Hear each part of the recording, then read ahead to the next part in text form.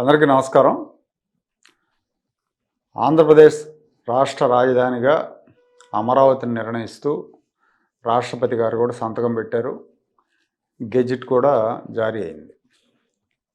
దానికి ముందు విభజన చట్టంలో సెక్షన్ 5కు సవరణ చేస్తూ లోక్సభ, రాజ్యసభలో బిల్లు ఆమోదం పొందింది. ఆ బిల్లుకి దేశంలో అన్ని రాజకీయ పక్షాలు మద్దతు ఇచ్చాయి. ఆంధ్రప్రదేశ్ రాజధానిగా అమరావతి ఉండాలని దేశంలో అన్ని రాజకీయ పార్టీలు కూడా సపోర్ట్ చేసినాయి, ఒక్క వైఎస్ఆర్ కాంగ్రెస్ పార్టీ తప్ప. పైగా వాళ్ళు విచిత్రంగా అమరావతిని వ్యతిరేకించడం కానీ ఈ బిల్లును వ్యతిరేకిస్తున్నాం అంటున్నారు. బిల్లును వ్యతిరేకిస్తే అమరావతిని వ్యతిరేకించినట్టే. జగన్మోహన్ రెడ్డి భయానికే ఈ బిల్లు పెట్టాల్సి వచ్చింది. జగన్మోహన్ రెడ్డి లేకపోతే అవసరం లేదు. ఆయన 3 రాజధానులు అన్నాడు, 33 అన్నాడు, మళ్ళీ ఇప్పుడు మావిగాని అంటున్నాడు. రేపు పొరపాటున గెలిస్తే ఏమవుతుందనే ఆందోళన ప్రజల్లో ఉంది కాబట్టి ఆ ఆందోళన తొలగించడానికి చంద్రబాబు నాయుడు గారు అసెంబ్లీలో తీర్మానం చేయించి చట్ట సవరణ చేయాలని కేంద్రానికి పంపారు. అక్కడ లోక్సభ, రాజ్యసభ రెండు ఆమోదించడం, రాష్ట్రపతి గారు సంతకం పెట్టడం, దాంతో పూర్తిగా చట్టబద్ధత వచ్చింది అమరావతికి. రేపు పొద్దున ఎవరైనా జగన్మోహన్ రెడ్డి లాంటి వాళ్ళు ముఖ్యమంత్రులై రాజధాని మార్చాలన్నా, అసెంబ్లీలో తీర్మానాలు చేసినా, అసెంబ్లీలో బిల్లులు పాస్ చేసుకున్నా అక్కడ పార్లమెంట్లో పాస్ చేయాల్సి ఉంటుంది. కాబట్టి అది జరిగే పని కాదనేది అందరి అభిప్రాయం. చాలా కష్టసాధ్యమైన పని. సో ఈ రాజధాని జగన్మోహన్ రెడ్డి 2019 డిసెంబర్లో రాజధానిని మార్చాలని, 3 రాజధానులు చేయాలని నిర్ణయం తీసుకున్న తర్వాత ఆ రోజున న్యాయ పోరాటం జరిగింది. ఫస్ట్ న్యాయస్థానాలే అండగా నిలబడ్డాయి రైతులకి. ఈ న్యాయ పోరాటంలో రాజధాని రైతుల తరపున తొలి పిటిషన్ కోర్టులో దాఖలు చేసింది ఉన్నం మురళీధర్రావు గారు, సీనియర్ అడ్వకేట్, సుప్రీంకోర్టు న్యాయవాది ఉన్నం మురళీధర్రావు గారు రైతుల తరపున ఫస్ట్ పిటిషన్ వేశారు. ఈ బిల్ పాస్ అయిన సందర్భంగా మురళీధర్రావు గారు మనతో అప్పటి నుంచి జరిగిన న్యాయ పోరాటంలో ఆసక్తికరమైన విషయాలు, ఆయన అనుభవాలన్నీ కూడా మనకు తెలియజేయడానికి మనతో ఉన్నారు. మురళీధర్రావు గారు నమస్తే అండి. నమస్తే అండి. ఆ రోజున జగన్మోహన్ రెడ్డి అనౌన్స్ చేశారు కదా, ఫస్ట్ 3 క్యాపిటల్స్ అనౌన్స్ చేసిన తర్వాత మీరు ఒక పెద్ద నోట్ తయారు చేశారు, నాకు బాగా గుర్తుంది. ఆ నోట్ తయారు చేయటం, పిటిషన్ వేయటం, ఇవన్నీ ఆ సందర్భంగా మీరంటే రైతులను మీరు అప్రోచ్ అయ్యారా? రైతులు అమరావతి పరిరక్షణ సమితి వాళ్ళు మా దగ్గరికి వచ్చారు. అమరావతి పరిరక్షణ సమితి తరఫున నేను మొదట్లో బిల్లుల్ని ఛాలెంజ్ చేయడం జరిగింది. బిల్లుల రూపంలో ఉన్నప్పుడే మొదట ఛాలెంజ్ చేయడం జరిగింది. ఆ రోజు అసెంబ్లీలో నాకు గుర్తు కూడా 19 జనవరి అనుకుంటాను. 20 జనవరి అండి. 19 డిసెంబర్లోను 20 జనవరిలోను 19 డిసెంబర్ అని గుర్తు, శీతాకాల సమావేశం. సో మేము అక్కడ ఎయిర్పోర్ట్లో దిగి ఎయిర్పోర్ట్లో నుంచి బయటకు వచ్చేసరికి 100 మంది పోలీసులు కనిపిస్తున్నారు. తర్వాత అక్కడి నుంచి కారులో హైకోర్టు దాకా వెళ్తుంటే మేము ఏదో ఇప్పుడు ఇరాక్, ఈ సౌత్ మన దాన్ని ఏమంటారు, ఐసిస్ ఏరియాలోకి, పాకిస్తాన్లో టెర్రరిస్ట్ జోన్లోకి వెళ్తున్నామేమో అనిపించింది నాకు. అంతగా బందోబస్తు పెట్టారు. మొట్టమొదటిసారిగా అమరావతి చూడడం కూడా అదే. అప్పుడు నేను అప్పటి వరకు చూడలే అంతవరకు. సరే, కారులో వెళ్తుంటే అడుగడుగునా పోలీసులు కనిపిస్తున్నారు. అడుగడుగునా పోలీసులు కార్లను ఆపుతున్నారు, చెక్ చేస్తున్నారు, పంపిస్తూ ఉన్నారు. మమ్మల్ని కూడా 1-2 చోట్ల ఆపారు. లాయర్లు అయ్యా హైకోర్టుకి వెళ్తున్నాం అంటే వదిలిపెట్టారు మమ్మల్ని. సో అలాంటి అంటే ఒక బిల్లు పాస్ చేసుకోవడానికి, అసెంబ్లీలో బిల్లు ప్రవేశపెట్టడానికి జనాలు తిరగబడతారేమో, జనాలు మీదొచ్చి పడతారేమో భయానికి విపరీతంగా పోలీసుల్ని మోహరించుకొని ఆ బిల్లులు ఆ రోజు అసెంబ్లీలో పెట్టుకోవడం జరిగింది. అది మాకు అట్మాస్ఫియర్ నేను కళ్ళారా చూశాను. సో అది మొదటి అనుభవం. సరే, బిల్లులు వెళ్ళి కోర్టులో వేసాము. బిల్లులు ఛాలెంజ్ చేసినప్పుడు చీఫ్ జస్టిస్ గారు అడిగారు, బిల్లులు ఎవరైనా ఛాలెంజ్ చేశారా అని. అంటే నేను ఛాలెంజ్ చేశానండి, నాది బిల్లుని ఛాలెంజ్ చేశారా, అయితే మేము చూస్తాము, ఒకసారి చదువుతాము. అప్పుడు జేకే మహేశ్వరి గారు. సో ఆయన వీళ్ళు ఏం చేశారు, బిల్లుల్ని ఛాలెంజ్ చేశాం కదా అని చెప్పేసి అప్పటికప్పుడు వెళ్ళి సుప్రీంకోర్టు ఇండియాలో టాప్ లాయర్ అయినటువంటి ముకుల్ రోహత్గిని పట్టుకొచ్చుకొని ఆ రోజు ఆయన అక్కడ తీసుకొచ్చుకోవడానికి, ఆయన ఒప్పించుకొని ఈ కేసులో ఆర్గ్యూ చేయడానికి ఆయన రెడీ చేసుకొని ఆయన పేరు మీద 5 కోట్ల జీవో కూడా అదే రోజు రిలీజ్ చేశారు. సో అంటే స్టేట్ గవర్నమెంట్ తరఫున ఆయన కేసులో వాదించడానికని 5 కోట్ల రూపాయల జీవో 5 కోట్ల రూపాయలు జీవో అప్పటికప్పుడు జీవో కూడా మధ్యాహ్నం కల్లా ఇచ్చిన్నారు. ఉమ్, సరే కోర్టులో నేను లేచి ఆర్గ్యుమెంట్ 19, 20 నాకు తారీఖులు బాగా గుర్తు. ఉమ్, 20వ తారీఖు కల్లా అంటే 19వ తారీఖు అసెంబ్లీలో అయిపోయింది, 20వ తారీఖు కల్లా కౌన్సిల్కి వచ్చేస్తుంది. ఉమ్, ఉమ్, సో మధ్యాహ్నం మేము ఆర్గ్యుమెంట్ మొదలు పెట్టే టైంకి ఉమ్, అదే నేను ఆర్గ్యుమెంట్ మొదలుపెట్టి స్టే ఇవ్వాలండి అని అడిగితే లేదు ఇంకా చట్టం రూపం రాలేదు, అది అసెంబ్లీలో ఇరుక్కుపోయింది అని చెప్పి ముకుల్ రోహత్కి ఉమ్, ఓపెన్ కోర్టులో ఏం జరగట్లేదు, ఓకే. ఏం జరగదు, జరగడానికి ఆస్కారం లేదు, ఉమ్, బిల్లులు సెలెక్ట్ కమిటీకి వెళ్ళినాయి అని చెప్పాడు ఉమ్, ఓపెన్ కోర్టులో. ఉమ్, చెప్పగానే నేనుండి ఆ మాట రికార్డ్ చేయండి సార్, సెలెక్ట్ కమిటీలు ఇరుక్కుపోయినాయి, అసలు శాసనం అయ్యే అవకాశం లేదు, సెలెక్ట్ కమిటీలోంచి బయటకు వచ్చే వరకు ఉమ్. చట్టం అయ్యే సో అవకాశం దాన్ని రికార్డ్ చేయమని చెప్పారు. రికార్డ్ చేయమని చీఫ్ జస్టిస్ గారిని రిక్వెస్ట్ చేశారు. ఉమ్, వెంటనే రికార్డ్ చేయమని పాపం ముకుల్ రోహత్గి గారు తర్వాత పరిణామాలను ఆయన ఊహించి ఉంటాడు కదా, ఆ, అది వాస్తవమే కాబట్టి ఆయన పాపం కోర్టులో అలా చెప్పారు. వెంటనే అది రికార్డ్ చేశారు ఆర్డర్లో. ఉమ్, ఏది ఇప్పటికిప్పుడు స్టే ఇవ్వాల్సిన అవసరం లేదు, చట్టం ఇంకా బిల్లులు చట్టరూపం దాల్చడానికి దాల్చలేదు ఆస్కారం కాబట్టి. టైం ఉంది Premature. కాబట్టి ఇప్పుడు స్టే ఇవ్వాల్సినటువంటి సందర్భం కాదని చెప్పేసి ఉమ్, అది రికార్డ్ చేసుకుంటూ వాయిదా వేశారు. ఉమ్, సో స్టేట్ తరఫున ముకుల్ రోహత్గి గారు అన్నట్టే చెప్పిన దాన్ని అక్కడ రికార్డ్ చేశారు. ఉమ్, ఎందుకు చెప్పాల్సి వస్తుందంటే ఈ అంశము రాజధాని వికేంద్రీకరణ బిల్లు, రాజధాని రిపీల్ బిల్లు వీటన్నిటి వెనక్కి తీసుకున్నాడు కదా జగన్. ఆ తీసుకున్నప్పుడు ఆ స్టేట్మెంట్ ఆఫ్ పర్పస్లో ఎస్ఓపిలో మేము ఈ బిల్లు విషయంలో సెలెక్ట్ కమిటీలో ఉండగా మళ్ళీ పొరపాటున అసెంబ్లీలో ప్రవేశపెట్టి పాస్ చేసుకున్నాము, సెలెక్ట్ కమిటీ విషయం మర్చిపోయాము, ఉమ్, ఇది మేము చేసినటువంటి శుద్ధ తప్పు కాబట్టి మేము బిల్లు విత్డ్రా చేసుకుంటున్నాము అని ఆ బిల్లులు విత్డ్రా చేసుకోవడానికి చెప్పినటువంటి రీజన్స్లో రాసుకున్నారు అసెంబ్లీలో. అది బిల్లులో పార్ట్. ఉమ్, ఉమ్, సో మనకి అక్కడ రికార్డ్ అయ్యి ఉండటంతో వాళ్ళకి ఇది ఒక శుద్ధ తప్పు చేసాం, రేపొద్దున ఈ ఒక్క గ్రౌండ్ మీద కూడా మన చట్టాలు కొట్టేస్తారన్న భయానికి ఉమ్. అది వెనక్కి తీసుకున్నారు. ఏది తర్వాత పూర్తిగా తర్వాత ఉమ్, 2 సంవత్సరాల తర్వాత కాలంలో తర్వాత సంవత్సరాల తర్వాత. ఆ, ఆ, సో ఆ రికార్డింగ్ అంటే భగవంతుడు ఎక్కడికక్కడ ఎట్లా ఇంటర్వ్యూన్ అవుతాడు, ఏ సందర్భంగా ఎట్లా ఇంటర్వ్యూన్ అవుతాడు, దాన్ని వాళ్ళని ఎలా ఇరికిస్తాడు తప్పు చేసే వాళ్ళని అని చెప్పడానికి ఇది ఒక ఉదాహరణ. ఉమ్, ఉమ్, ఓకే. సో ఇది ఒక బెస్ట్ ఉదాహరణ అన్నమాట. ఉమ్, సో ఆ రోజు వాళ్ళు అనుకుంది సెలెక్ట్ కమిటీలో 2 రోజుల్లో 3 రోజుల్లో సెలెక్ట్ కమిటీకి వెళ్తుంది, సెలెక్ట్ కమిటీ రిపోర్ట్ ఇస్తుంది, ఆ తర్వాత మళ్ళీ బిల్లు పాస్ చేసుకోవచ్చు అనే ఉద్దేశంతో ఉన్నారు. అసలు ముందు వాళ్ళు ప్రిపేర్ అయ్యారు, సెలెక్ట్ కమిటీకి వెళ్తుందేమో, కౌన్సిల్లో పాస్ అయిపోద్దేమో అన్న ఉద్దేశంతో ఉన్నారు వాళ్ళు. సెలెక్ట్ కమిటీలో ఎప్పుడైతే వాళ్ళకి రోడ్ బ్లాక్ అయ్యి కమిటీకి వెళ్ళినా ఒకవేళ సెలెక్ట్ కమిటీ దాన్ని తిరస్కరించినా కూడా తర్వాత మళ్ళీ బిల్లు పెట్టి పాస్ చేసుకోవచ్చుగా. అది సెలెక్ట్ కమిటీ రిపోర్ట్ తర్వాత ఆ. సెలెక్ట్ కమిటీ రిపోర్ట్ ఇవ్వడానికి సమయం ఎక్కడ అసలు ఇవ్వలేదుగా, సమయం నిర్దేశించబడాల. సో సెలెక్ట్ కమిటీ రిపోర్ట్ ఇప్పట్లో ఇవ్వదనుకోండి, ఈ 5 సంవత్సరాలు అసలు ఇవ్వదనుకోండి, ఎవరు ఏమో అంటానికి లేదు. సో ఆ భయానికి ఏం చేశారు వాళ్ళు, వీళ్ళు రిపోర్ట్ ఇవ్వరు, అసలు సెలెక్ట్ కమిటీ అనేది వాళ్ళు ప్రిపేర్ అయ్యలేరు, సెలెక్ట్ కమిటీలో పోయింది. నెక్స్ట్ జరిగినటువంటి పరిణామాలు వాళ్ళకి తొందరపడి ఇక లాభం లేదు అని చెప్పేసి తొందరపడి వాళ్ళే పాస్ చేసుకుని తప్పు చేసాము, శాసన వ్యవస్థలోనే మేము ఒక తప్పు చేసాం అని వాళ్ళందరూ వాళ్ళే ఒప్పుకున్నారు కదా బిల్లు విత్డ్రా చేసుకున్నాం. అది అంటే ఓవరాల్గా ఒప్పుకోవడం కాదు, ఇన్ రైటింగ్లో ఉంది. న్యాయవాదులు జతగూడినట్టున్నారుగా ఈ కేసు విషయంలో. చాలా మంది ఢిల్లీ నుంచి కూడా కొంతమంది తీసుకురావటం జరిగినట్టుంది. అంటే నేను డ్రాఫ్ట్ చేసిన తర్వాత చాలామంది వచ్చి వాళ్ళు కూడా రిట్స్ చేశారు. రిట్స్ చేసిన తర్వాత ఒక మ్యాటర్లో శ్యామ్ దివాన్ని సీనియర్ అడ్వకేట్ని తీసుకొచ్చారు. శ్యామ్ దివాన్ నాకంటే ముందు ఆర్గ్యూ చేశాడు, 2 నేను ఆర్గ్యూ చేశాను, నా తర్వాత ఆదినారాయణ గారు ఆర్గ్యూ చేశారు. సో ఇట్లా తర్వాత జంజాల రవిశంకర్ ఆర్గ్యూ చేశాడు. ఇట్లా ఒక 5-6 ఆర్గ్యూ చేసాం పిటిషనర్స్ తరఫున. వాళ్ళ తరఫున సుప్రీంకోర్టు నుంచి మళ్ళీ సీనియర్ అడ్వకేట్స్ని తెచ్చుకున్నారు.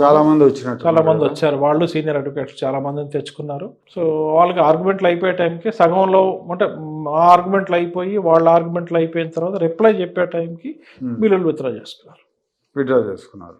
అంటే వీళ్ళ తర్వాత అంటే హైకోర్టు హైకోర్టులో ఏమంటారంటే మేము విత్డ్రా చేసుకున్నాం కదా, ఇక్కడ శాసనమే లేదు కాబట్టి మీరు ఆర్డర్లు ఇవ్వాల్సిన అవసరం లేదు అంటారు. మేమంటాం కాదండి, వాళ్ళు విత్డ్రా చేసుకునే క్రమంలో వాళ్ళు ఈ కండిషన్స్ పెట్టారు, మేము తప్పు చేసాము, మళ్ళీ సమగ్రమైన లెజిస్లేషన్తో వస్తామని అంటున్నారు, కాబట్టి ఇంకా కాజ్ సర్వైవ్ అవుతుంది, మా మెడ మీద కత్తి అలాగా వేలాడుతుంది, మీరు వాళ్ళు చేసాం అసలు వీళ్ళ ఇప్పుడు శాసనం చేసే అధికారం ఉందా లేదా, రిపీల్ చేసే అధికారం ఉందా లేదా అనే అంశం మీద ఆల్రెడీ మేము అందరం మా ఆర్గ్యుమెంట్స్ చెప్పాము, వాళ్ళకి అధికారం లేదని చెప్పి మేము రాజ్యాంగ విరుద్ధంగా తీసుకొచ్చారు ఈ బిల్లులు అని చెప్పి మేము ఆర్గ్యుమెంట్ చెప్పాము. ఇదంతా అయిపోయిన తర్వాత ఇప్పుడు మిమ్మల్ని ఆర్డర్ పాస్ చేయకుండా ఉండడం కోసం ఈ కొత్త ఎత్తుగడ వేశారు, దీని మీద మీరు ఫైనల్గా చెప్పాల్సిందే అని చెప్పేసి మేము గట్టిగా విత్డ్రా చేసుకుని మళ్ళీ ఇంకో నెల తర్వాత పెట్టేవాళ్ళు. సో మేము విచారణ లేదు అంటే మళ్ళీ లీగల్ బ్యాటిల్ మళ్ళీ మొదలవ్వాలి అంటే మళ్ళీ మొదలకు వస్తుంది, అదంతా డిఫీట్ చేయడానికి చేసినటువంటి అదొక ప్లాను.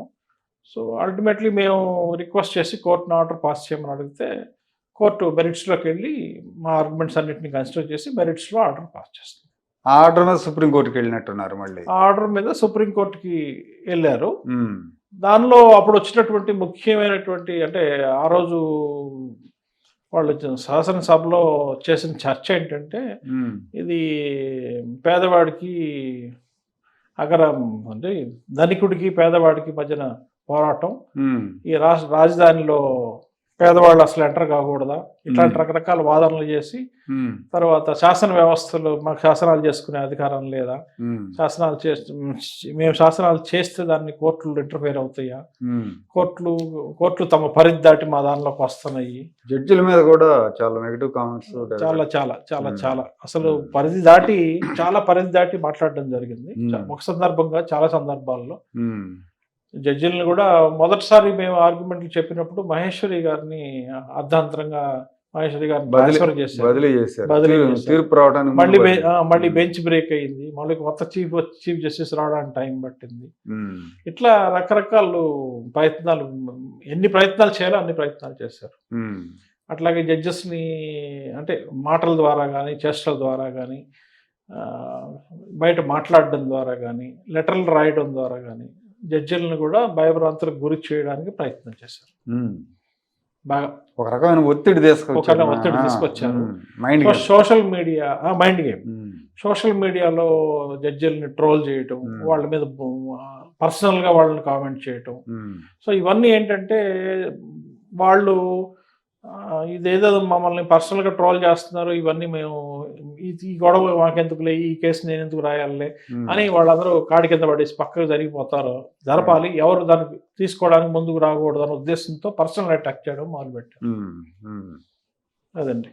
సో ఆ తర్వాత ఈ R5 జోన్ ఇష్యూస్ ఇవి కూడా మీరు చేసినట్టున్నారు. అవునండి. అంటే R5 ఇష్యూలో కూడా ఇంట్రెస్టింగ్ థింగ్ ఏంటంటే ఫుల్ బెంచ్ జడ్జిమెంట్లో అసలు వాళ్ళు capital city master plan amend చేయడానికి లేదు అని చెప్పిన తర్వాత కూడా అంటే మేము డైరెక్ట్గా చేయదలుచుకున్నది అంటే రాజధానిని డైరెక్ట్గా ఈ రకంగా నాశనం చేద్దాం అనుకుంటే చేయనివ్వలేదు కాబట్టి, మూడు ముక్కల ఆటతోటి నాశనం చేద్దాం అనుకుంటే కానివ్వలేదు కాబట్టి ఈ రాజధానిని డిఫరెంట్ పాకెట్స్లో అంటే మ్యాక్సిమమ్ మెయిన్ ఏరియాస్ అన్నిటిని కవర్ చేస్తూ ఆ మెయిన్ ఏరియాస్లో కనుక మనం స్లమ్స్ క్రియేట్ చేసేస్తే సిటీ యొక్క ఒరిజినల్ సిటీ ప్లాన్ అనేది డిస్టర్బ్ అయిపోతుంది. అది ఒరిజినల్గా కన్సీవ్ చేసినటువంటి ప్లాన్ని డిస్టర్బ్ చేయడానికి కుట్రాలు మనసులో పెట్టుకొని ఈ R5 జోన్ అనేది క్రియేట్ చేసి R5 జోన్కి జస్టిఫికేషన్ ఏంటంటే వాళ్ళు చెప్పింది CRDA యాక్ట్, వాళ్ళు తీసుకొచ్చిన యాక్టే, CRDA యాక్ట్లో 5% పేదలకు ఇల్లు ఉండాలి, ఆ CRDA చట్టంలోనే వీళ్ళు అమలు పరచట్లేదు కాబట్టి 5% కోసమే మేము లేదు కాబట్టి మేము దాన్ని అమెండ్ చేసి 5% క్రియేట్ చేసాము అని చెప్పి పైకి ప్రొజెక్షన్ అది. సో ఆ ఆర్గ్యుమెంట్లో కూడా మొదట్లో ఎప్పుడైతే వీళ్ళు సుప్రీంకోర్టు ఇక్కడ ఫైల్ చేశారో డివిజన్ బెంచ్ లేదు వాళ్ళకి చట్టం చేసుకునే అధికారం ఉంది, ఉన్న చట్టాన్నే వాళ్ళు అమెండ్ చేసుకున్నారు కాబట్టి అమెండ్ చేసుకునే అధికారం ఉంది, R5 క్రియేట్ చేస్తే తప్పలేదు అని చెప్పి ఇక్కడ డివిజన్ బెంచ్ కొట్టేషన్ జరిగింది. దాని మీద సుప్రీంకోర్టుకి వెళ్ళారు. సుప్రీంకోర్టులో కూడా వాళ్ళు ఆ రోజు వాళ్ళు అభిషేక్ మను సింగ్ మీద తీసుకొచ్చుకున్నారు. అభిషేక్ సింగ్ మను ఆర్గ్యుమెంట్ ఏంటంటే సిఆర్డిఏ చట్టంలో ఈ 5% ఉంది, ఈ 5%ని వాళ్ళు ఇంప్లిమెంట్ చేయలేదు, ప్లాన్లో ఇంప్లిమెంట్ చేయలేదు, చట్టాన్ని ఇంప్లిమెంట్ చేస్తున్నాం మేము, దానిలో మీరు ఇంటర్ఫేర్ కాకూడదు అని. ఆ ఒక్క పాయింట్ మీద సుప్రీంకోర్టు ఇంటర్ఫేర్ కాల. ఓకే. సో అక్కడ దాకా వెళ్ళి ఫెయిల్ అయ్యి వచ్చారు. అందులో ఆ రోజు సుప్రీంకోర్టు ఇచ్చిన ఆర్డర్ ఏంటంటే మీరు పట్టాలు ఇచ్చుకోండి, పట్టాల్లో కండిషన్ పెట్టి ఇవ్వండి, రేపు పొద్దున రిట్ పిటిషన్ కనుక ఓడిపోయినట్లయితే పట్టాలులో మేము పట్టాలు రద్దు అవుతాయి, పట్టాలు మాకు ఇచ్చారు కాబట్టి మాకు ఒక రైట్ క్రియేట్ అయిందని మీరు ఈక్విటీస్ క్లెయిమ్ చేయకూడదు రేపు అని చెప్పి సుప్రీంకోర్టు అట్లాంటి ఇంటర్మ్ ఆర్డర్ ఇస్తూ వెనక్కి పంపించింది, పట్టాలు ఇచ్చుకోమంది. రైతులందరూ మళ్ళీ నా దగ్గరికి వచ్చి ఏమన్నా ఏంటి దూరం ఏమైనా అవకాశం ఉందా దీన్ని ఆపడానికి అని అంటే నేను చూసి చెప్తాను, నాకు కొంచెం టైం కావాలి అంటే ముందు R5 ఫస్ట్లో ఛాలెంజ్ చేసినటువంటి సుప్రీంకోర్టు దాకా ఇక్కడ ఫెయిల్ అయిపోయి సుప్రీంకోర్టులో కూడా ఫెయిల్ అయిపోయి వచ్చిన మ్యాటర్లో నేను ఇన్వాల్వ్ కాలేదు, నన్ను ఇన్వాల్వ్ చేయలేదు ఎవరు. దానికి కూడా రకరకాల రీజన్స్ ఇవన్నీ ఉన్నాయి, దానికి అవి బహిరంగంగా చెప్పచ్చో చెప్పకూడదో తెలియదు. అంటే మీకు ఇబ్బంది ఏం లేకపోతే చెప్పండి. అంటే ఒక వర్గం వాళ్ళు ఇక్కడ స్థానికంగా సమర్థులైన లాయర్లు ఉన్నారు, వాళ్ళు ఆర్గ్యూ చేయగలరు అని ప్రూవ్ అవుతున్న సందర్భంలో వాళ్ళు ఎక్స్పోజ్ అవుతున్నారు, వాళ్ళకి పేరు వస్తుంది కాబట్టి వాళ్ళని తప్పించండి అని చెప్పి మన అమరావతి జేఏసీ వాళ్ళ మీద ప్రెషర్ పట్టుకొచ్చి నన్ను R5 జోన్లో లేకుండా చేశారు. ఇంకా నేను ఎక్కడ కనిపించకూడదు అన్నది కూడా ఒక మధ్యలో ప్రెషర్కి పెట్టారు. మీరు ఎక్స్పోజ్ కావటం వాళ్ళకి ఇష్టం లేదా? రైతుల తరపున అమరావతి తరపున మీరు పనిచేస్తున్నారు కానీ ఫస్ట్ అమరావతి తరఫున ఫైల్ చేయడం కాదు, ఒక లాయర్ గా ఎక్స్పోజ్ కాకూడదు అంటే మేము లా డిపార్ట్మెంట్ అంతా మేము కంట్రోల్ చేస్తున్నాము. మేము ఎవరినో అక్కడి నుంచి ఇక్కడ ఎవరు లేరు కాబట్టి మేము ఢిల్లీ నుంచి దిగుమతి చేస్తున్నాము. ఇక్కడ ఎవరో ఒక ఆయన ఆర్గ్యూ చేసేసాడు అనుకో, ఆయనకి పేరు వస్తుంది అనుకోండి, ఆయన పేరు వస్తే మరి పొద్దున మళ్ళీ ఇక్కడ పేరు ఒక ఆయన మనం చేయగలడు అని చెప్పి అనుకోకుండా 24 గంటలు మన స్థానికంగా ఉన్నవాళ్ళు అంటే నన్ను ఒక్కడనే కాదు, ఇంక కొంతమంది స్థానికంగా నాతో పాటు ఇంకొంతమంది ఉన్న వాళ్ళందరినీ కూడా ఎవరిని సమర్థులైన వారిని ఎవరిని కనిపించకూడదు, పిక్చర్లో కనిపించకూడదు, అలా దెబ్బతిన్నారు. దెబ్బతిన్న తర్వాత మళ్ళీ నా దగ్గరికి వచ్చారు, రైతులు జేఏసీ వాళ్ళు వచ్చారు.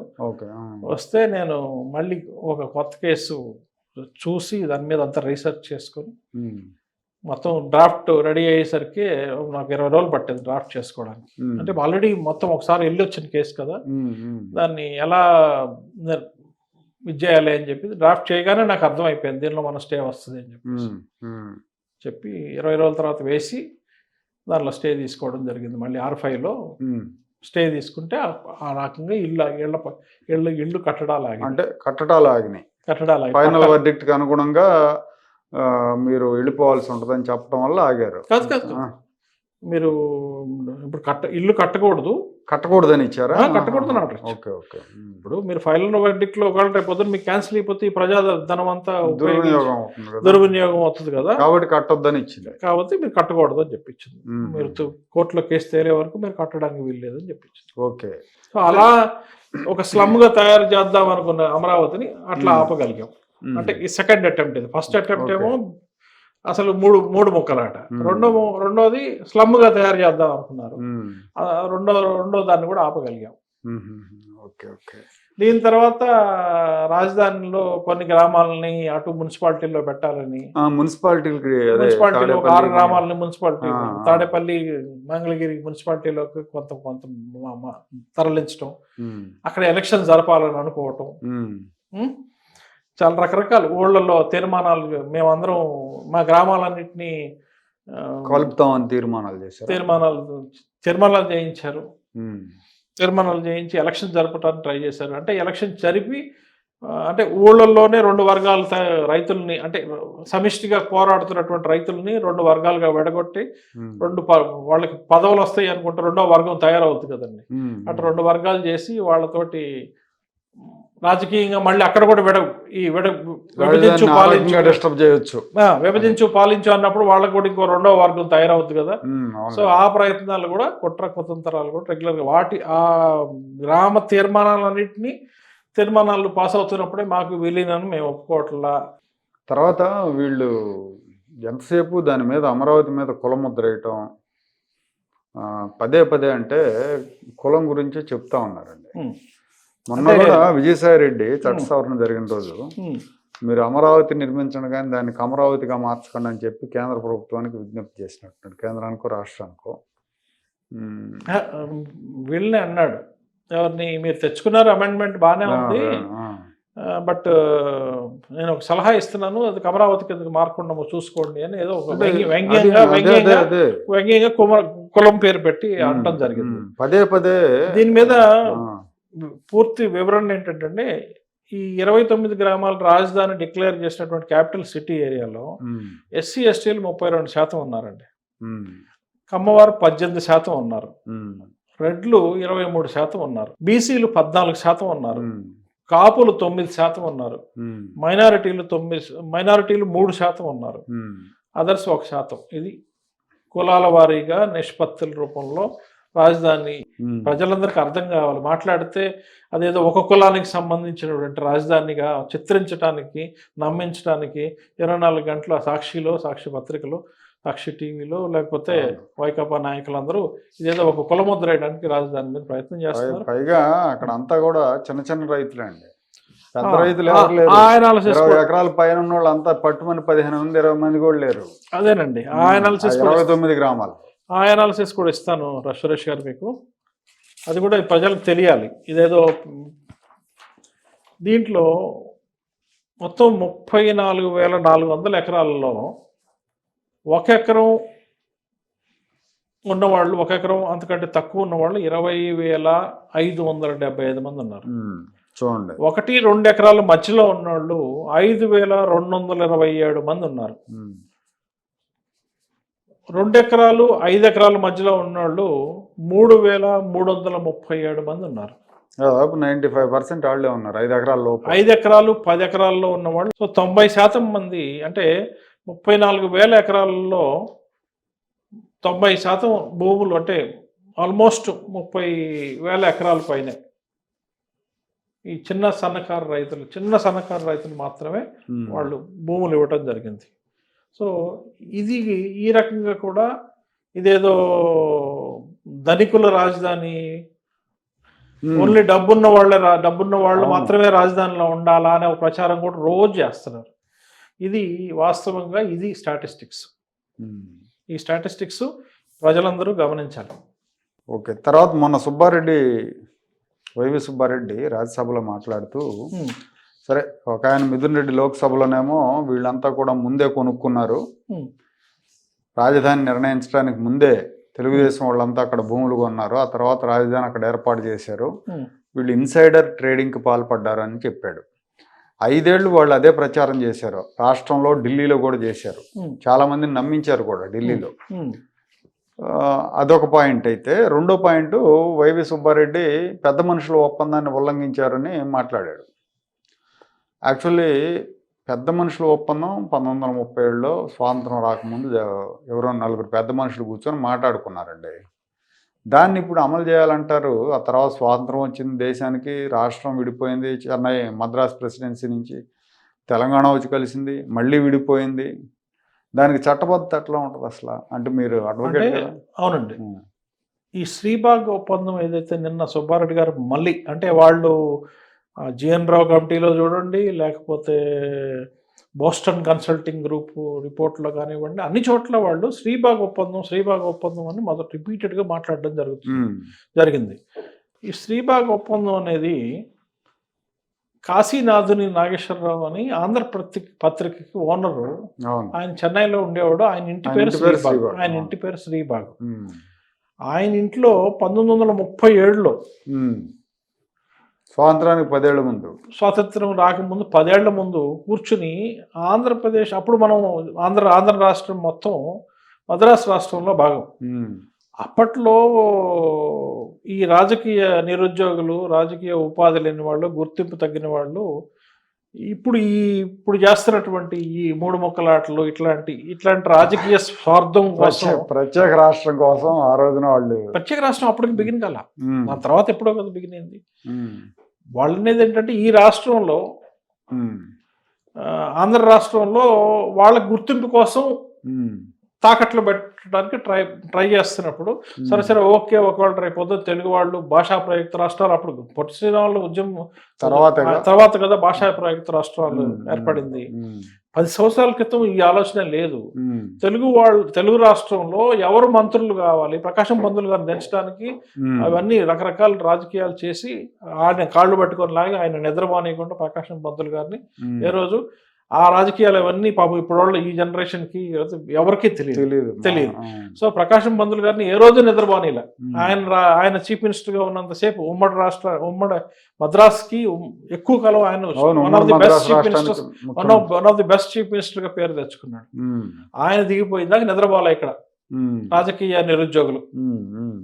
సో వాళ్ళు అందులో పెట్టినటువంటి ఇదేంటంటే ఈ కొట్లాట్లు వద్దు, 24 గంటలు మనం తెలుగు వాళ్ళం పోట్లాడుకోకూడదు అని అంటే ఆయన కాశీనాథ్ నాగేశ్వరరావు గారి ఇంట్లో కూర్చున్నప్పుడు ప్రజల కోసం డిమాండ్లు ఇప్పుడు పెట్టినట్టే, ఏది డీసెంట్రలైజేషన్ అనే ముసుగు ఉంది కదా, అట్లాంటి ముసుగులో ఆ రోజు ఏమన్నారంటే రేపొద్దున ఒకవేళ మన తెలుగు రాష్ట్రం ఏర్పడితే కోస్తా రీజియన్కి ఒకవేళ రాజధాని వెళ్తే హైకోర్టు కర్నూలులో ఉండాలి అంటే ప్రజలను మభ్య పెట్టడానికి. అంటే హైకోర్టు వస్తే అందరికి పాపం ఆ రోజు రాత్రి ఉద్యోగాలు వస్తే వాళ్ళ ఆర్థిక పరిస్థితులు, వాళ్ళ జీవన విధానం అంతా మారిపోద్ది అనమాట హైకోర్టు వెళ్ళగానే.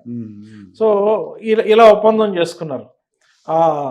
అలాగే యూనివర్సిటీసు విశాఖపట్నంలో ఒక యూనివర్సిటీ పెట్టాలి, అనంతపూర్లో ఒక యూనివర్సిటీ పెట్టాలి అని ఇంకొక ఒప్పందం. అట్లాగే ఇరిగేషన్ పనులు కూడా రాయలసీమకి నీళ్లు తక్కువ ఉన్నాయి, నెల్లూరు రాయలసీమకి హైయెస్ట్ ప్రయారిటీ ఇవ్వాలని.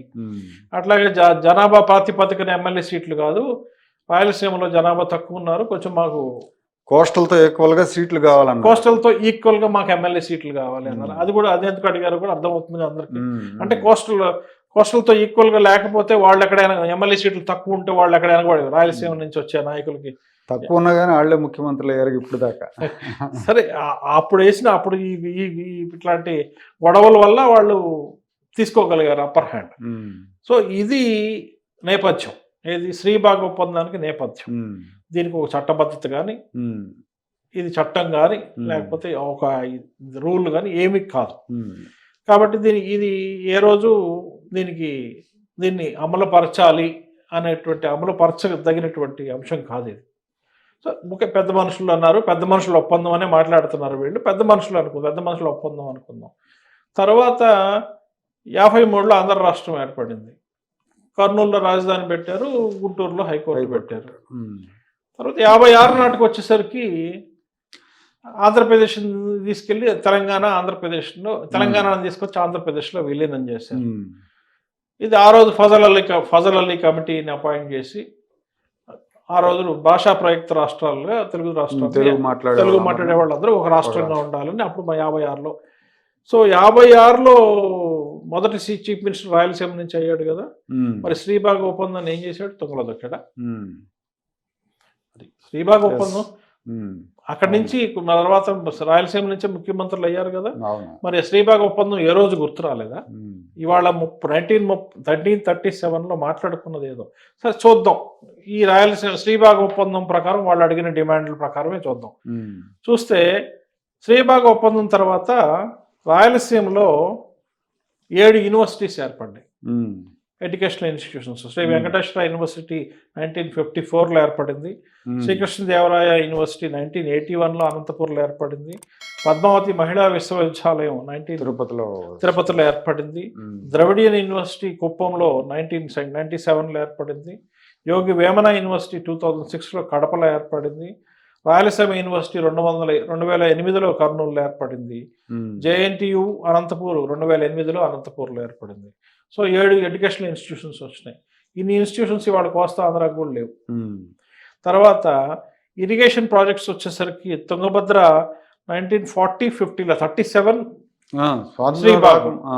తుంగభద్ర ప్రాజెక్టు 1940-50 మధ్యలో రాయలసీమకి క్యాటర్ చేస్తూ బళ్ళారి జిల్లాకును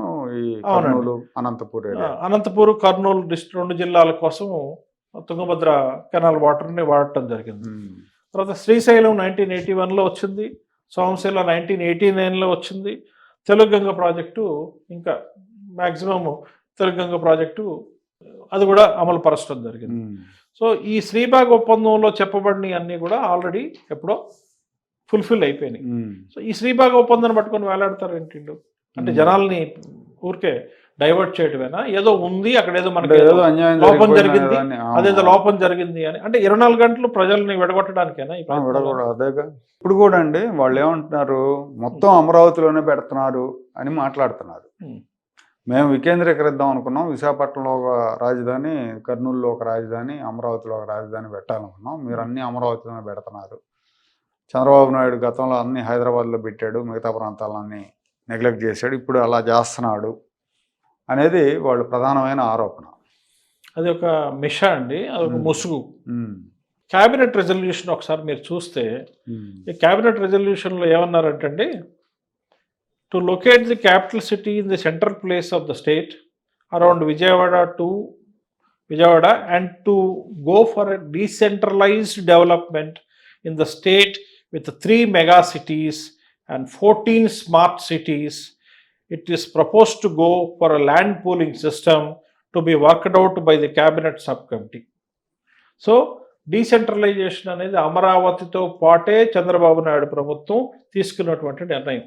డీసెంట్రలైజేషన్ వీళ్ళేదో కొత్తగా కనుక్కున్నట్టు, డీసెంట్రలైజేషన్ వీళ్ళ వల్లే పుట్టినట్టు, వీళ్ళేదో ఒక చోటే డెవలప్ చేసుకుంటున్నట్టు 24 గంటలు ఆరోపించడం ఇది వాస్తవ విరుద్ధం.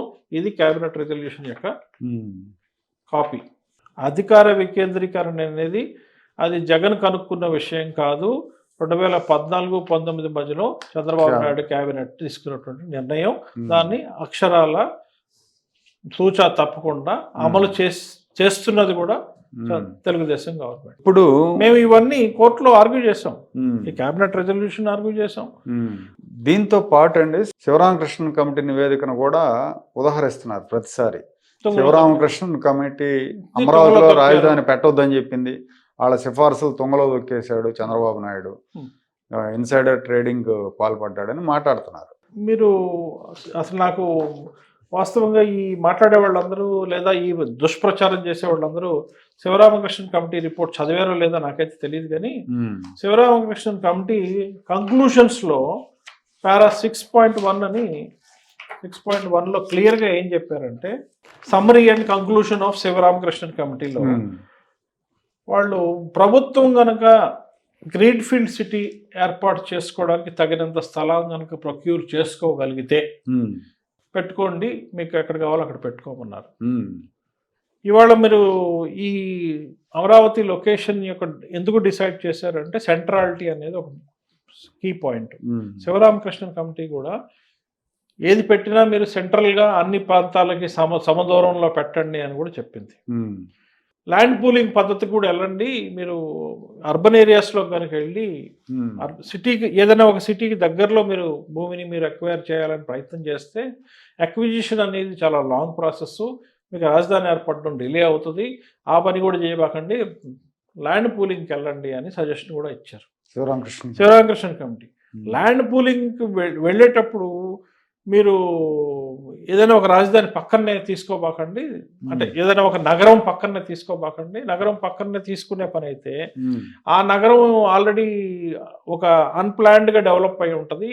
ఈ రోడ్లు వ్యవహారాలు ఇవన్నీ కూడా మళ్ళీ ఆ పర్టికులర్ సిటీకి అనుసంధానం అయ్యేటప్పుడు కానీ ట్రాఫిక్ సమస్యలు ఇవన్నీ కూడా మళ్ళీ జటిలమైపోతాయి. కాబట్టి వీలున్నంత వరకు ఎగ్జిస్టింగ్ నగరాలకు దూరంగా తీసుకోండి, కొంచెం ప్లాన్డ్ సిటీ చేసుకోండి, ప్లాన్డ్ సిటీ చేసుకోండి. మీకు కనుక ఒక చోట ఎక్కువ ల్యాండ్ అవైలబిలిటీ దొరికితే గ్రీన్ఫీల్డ్ సిటీకి కూడా వెళ్ళొచ్చు. మీరు 30,000 ఎకరాలు 20,000 ఎకరాలు మినిమం ఉంటే అది చాలా బాగుంటుంది అని కూడా శివరామకృష్ణన్ కమిటీ క్లియర్గా చెప్పింది. ఇది ఎవరు చదవకుండా శివరామకృష్ణన్ కమిటీ రిపోర్టుకు వ్యతిరేకంగా అమరావతి ఏర్పడిందని అది కూడా తప్పు చెప్తున్నారు. ఇది పూర్తిగా వాస్తవ విరుద్ధం.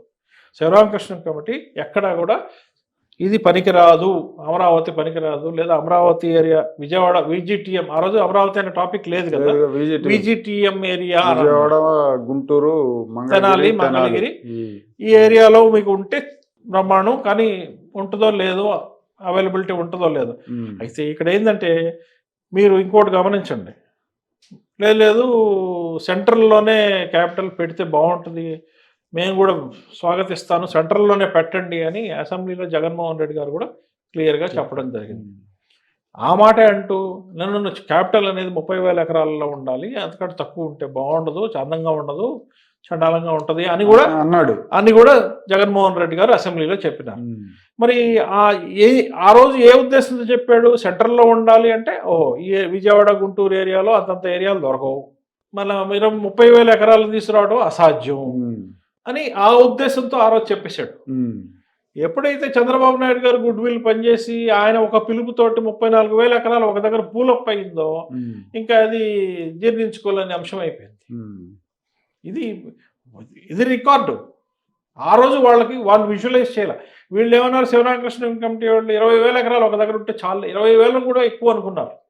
ఒక దగ్గర ఉంటే బాగుంటుంది, మంచి నగరం వస్తుంది, ప్లాంట్గా వస్తుంది అనే ఉద్దేశంతో వస్తే పెట్టుకోండి, అట్లాంటిది ఏదైనా ఉంటే 20,000 ఎకరాలు ఒక దగ్గర దొరికితే పెట్టుకోండి బాగుంటుంది అని చెప్పారు.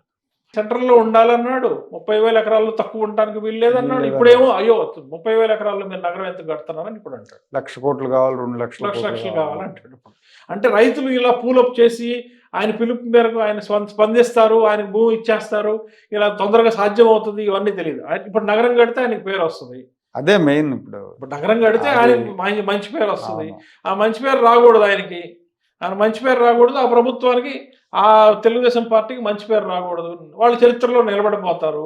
కాబట్టి ఏదో రకంగా దాన్ని నాశనం చేయాలి.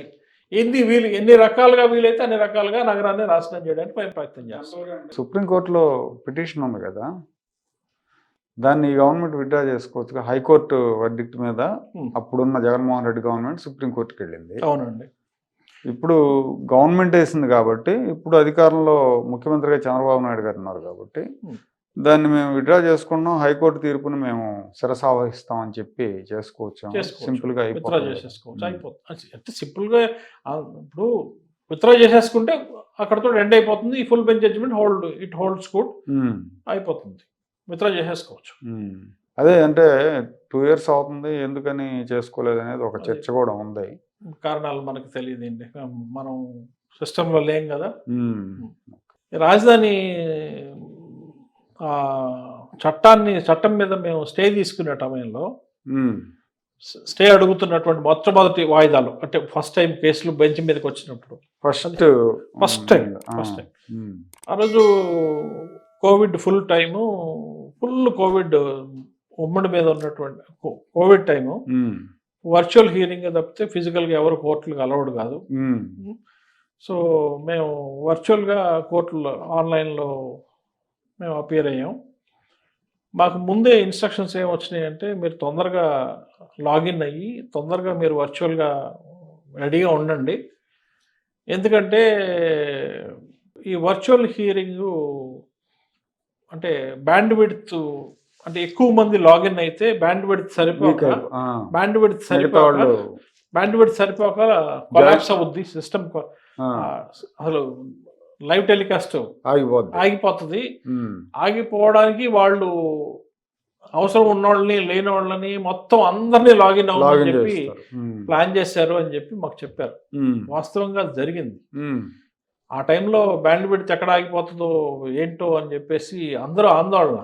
అంటే ఆర్గ్యుమెంట్ చెప్పకపోతే మేము కోర్టుకు వెళ్ళడానికి లేదు, మేము ఆర్గ్యుమెంట్ చెప్పకపోతే స్టే రాదు, స్టే రాకపోతే నెక్స్ట్ మరుసటి రోజు మనోడు వెళ్ళి వైజాగ్లో కూర్చుంటాడు.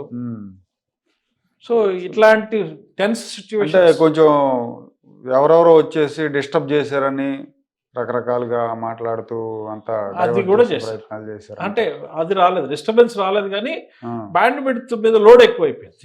లోడ్ ఎక్కువ, అది ముందే అంత ఎక్కువ మంది అనవసరం వాళ్ళందరూ లాగిన్ అయిపోతే మిగతా వాళ్ళకి అదేమవుద్ది, 100% దాటారనుకోండి లాక్ చేసేస్తారు, కొత్త వాళ్ళని లోపలికి ఎంటర్ కానీ. బయట ఇప్పుడు నిజంగా బయట ఆర్గ్యూ చేయాల్సిన లాయర్ బయట ఉండిపోయాడు, లాగిన్ కి పర్మిషన్ ఇవ్వట్లేదు, ఎట్లా తెలుస్తుంది? సో ఆ ప్లాన్లు కూడా చేశారు. సో అంటే ఎన్ని రకాలుగా కోర్టులో స్టే రాకుండా ఏం చేయొచ్చో అది కూడా ప్రయత్నం చేస్తారు. అంటే ప్రతిసారి భగవంతుడు వీళ్ళ వెనకాల ఉన్నాడండి, రైతుల వెనకాల ఉన్నాడండి. ఆ రోజు కూడా ఒక జడ్జి గారు లీవ్ పెడితే రాకేష్ కుమార్ గారు చీఫ్ జస్టిస్, యాక్టింగ్ చీఫ్ జస్టిస్గా ఆ రోజు ప్రిసైడ్ చేశారు.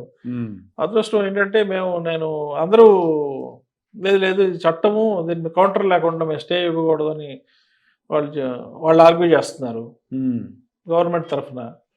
జడ్జి గారు ఏమో లేదు చట్టం కదా స్టే ఎలా ఇస్తామని అంటున్నాడు. లేదు మేము ఇప్పుడు మెరిట్స్ మీద ఆర్గ్యూ చేసి ఎందుకు స్టే ఇవ్వాలో మేము చెప్తామని నేను అరుస్తున్నాను.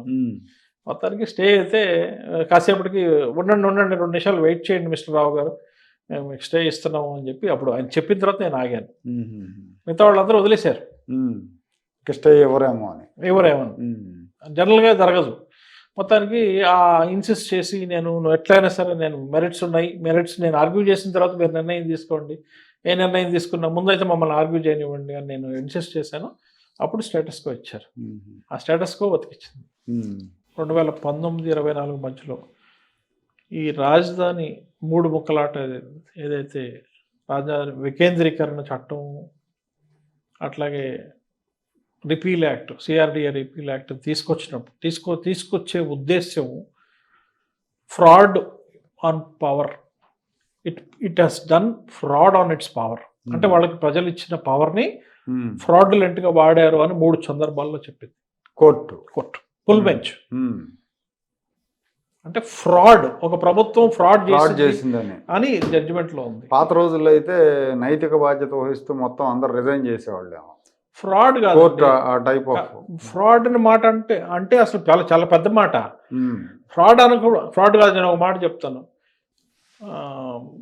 గుళ్ళపల్లి నాగేశ్వరరావు అని ఒక ఫేమస్ కేసు ఉంది, ప్రిన్సిపల్స్ ఆఫ్ న్యాచురల్ జస్టిస్ అనేది మన ఇండియాలో ఫస్ట్ కాయిన్ చేయబడి న్యాచురల్ జస్టిస్ జడ్జిమెంట్ అంటాం దాన్ని. గుళ్ళపల్లి నాగేశ్వరరావు కేసులో అప్పుడు చీఫ్ మినిస్టర్గా ఉన్నటువంటి నీలం సంజీవ్ రెడ్డి గారు ఈ బస్సుల్ని జాతీయకరణ చేశాడని చెప్పి, అంటే బస్సు రూట్లని జాతీయకరణ చేశాడు అని చెప్పి, ఆ జాతీయకరణ చేయడానికి వెనకాల దురుద్దేశం ఉంది. ఆ దురుద్దేశంతో ఒక వర్గాన్ని దెబ్బతీయడానికో లేకపోతే వీళ్ళకి నోటీసులు ఇవ్వకుండా రాత్రికి రాత్రి జాతీయకరణ చేసేస్తే బస్సులు ఎక్కడ ఆగిపోయినాయి.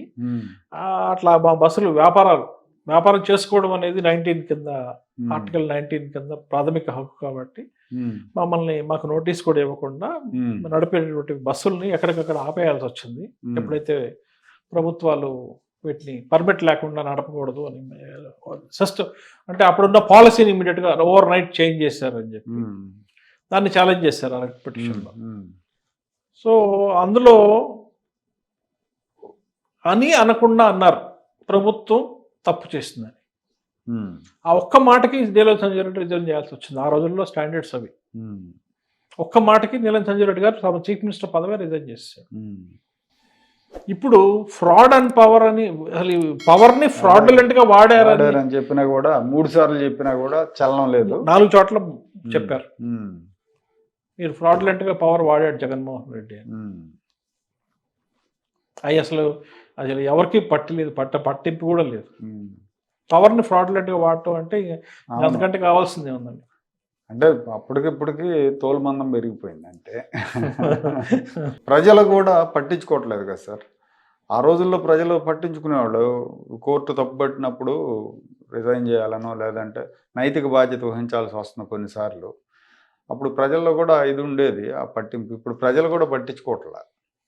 అంటే ఇప్పుడు ఆ సంజీవ్ రెడ్డి ఎగ్జాంపుల్ దగ్గర నుంచి మనం కనుక ఇంకా ముందుకు జరిగితే క్యాపిటేషన్ ఫీ ఉద్యమం మీకు ఐడియా ఉండి ఉంటుంది.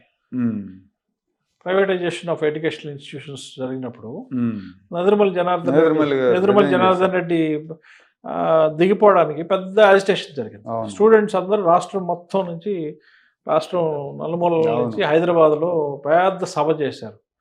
ఇది ప్రభుత్వంలో ప్రైవేట్ ఇంజనీరింగ్ కాలేజీలకి లంచాలు తీసుకొని పర్మిషన్లు ఇచ్చాడు అనేది అలిగేషన్. ఆ అలిగేషన్ తోటి, ఈ ఉద్యమంతో అతను చీఫ్ మినిస్టర్ పదవే పోయింది. ఇప్పుడు ఆ ఉద్యమాలు లేకపోతే ఇదే ప్రశ్నించే తత్వం లేదు, ఉద్యమం చేసే ఓపికలు లేవు. సో కోర్టులు అంతగా గట్టిగా మందలించిన మీరు చేసింది శుద్ధ తప్పు అని, మేము ఇంకా మావి గన్నని మేము వస్తే అన్నీ మార్చేస్తామని. ఏంటండి ఇది? మనం రూల్ ఆఫ్ లాలో బ్రతుకుతున్నామా, లేకపోతే ఒక దాన్ని ఏమంటారు సామంతరాజు గారు పరిపాలనలో బతుకుతున్నామా? మళ్ళీ దాని గురించి మనం అందరం కూడా భయపడి మళ్ళీ వస్తాడంట, రాలుస్తాడంట అని ఇన్ని చర్చలు అంటే చేస్తే ఆ రకంగా భయపెట్టడంలో విజయవంతం అయ్యాడు ప్రజల్ని. విజయవంతం అయ్యాడు అనుకోవాలా? అది ప్రజల్లో మార్పు రావాలండి.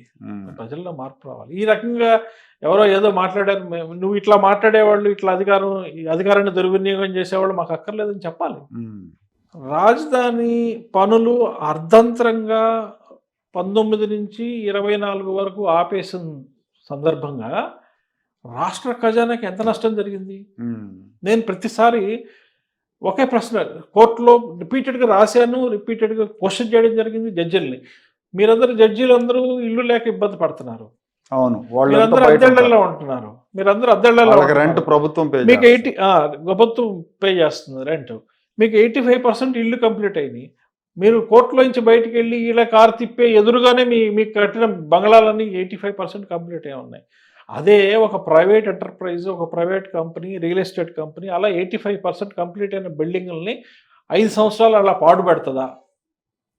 ప్రభుత్వ సొమ్ము కాబట్టి లెక్కలేదు.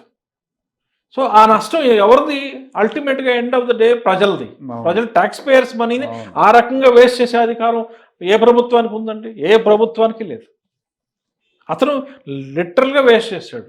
ఆ 5 ఏళ్ళు ఈ రాష్ట్రానికి జరిగిన నష్టం ఎంత? అది ప్రపంచ బ్యాంకు నిర్ధారించింది. దాన్ని ఇంకో దానిలో మీరు ఆ రిపోర్ట్ కూడా మీరు నేను ఆ రిపోర్ట్ మీకు ఇస్తాను. ఆ రిపోర్ట్ మీద ప్రోగ్రామ్ చేసి ప్రజలను ఎన్లైటన్ చేయాల్సినటువంటి అవకాశం ఉంది. కంపల్సరీ ఎన్లైటన్ చేయాలి ప్రజల్ని. ఎవరు అకౌంటబిలిటీ ఎవరు తీసుకుంటాడు? వీళ్ళని వదిలిపెట్టకూడదు. ఇట్లా తప్పు చేసే వాళ్ళని ఎవరిని వదిలిపెట్టకూడదు. అకౌంటబిలిటీ అనేది ఎవరైనా తప్పుడు నిర్ణయాలు తీసుకుంటే ఆ తప్పుడు నిర్ణయం వల్ల జరిగేటువంటి ట్యాక్స్ పేయర్స్ మనీకి జరిగే నష్టాన్ని ఖచ్చితంగా వాళ్ళ దగ్గర రికవర్ చేయాలి. ఇలాంటి రోజు రావాలని నేను కోరుకుంటున్నాను. Okay sir. రైట్ సార్, నమస్కారం.